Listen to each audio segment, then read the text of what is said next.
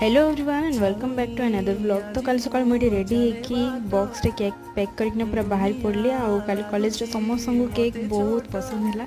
मु class sir आसला बेले बहुत खरा होता तो मत आसिक रोसई भी करार था। तो घरे तो कौन कौन परिवार था सीटा फर्स्ट देखिली फुलकोबी थिला आउ थिला पियाज कूड़ तो से कौन बनईदे भाविली से भितर गोटे पार्सल आसला जोटा कि मोर नाला दीदीर थिला।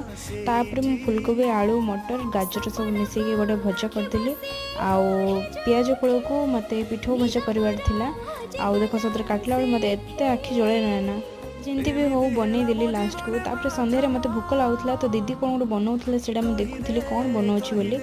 तो देखला बेले सी बनईला पास्ता तापर चीज पकईकि आनीला आ सतरे बहुत टेस्टी था सेटा। तापर मु बॉक्स काढ़ी काढ़ला मन पड़ा कि बॉक्स तो पूरा खाली हो जाइए। तापर दीदी और मुझे रात रुटी बनइलु समस्त and thank you for watching.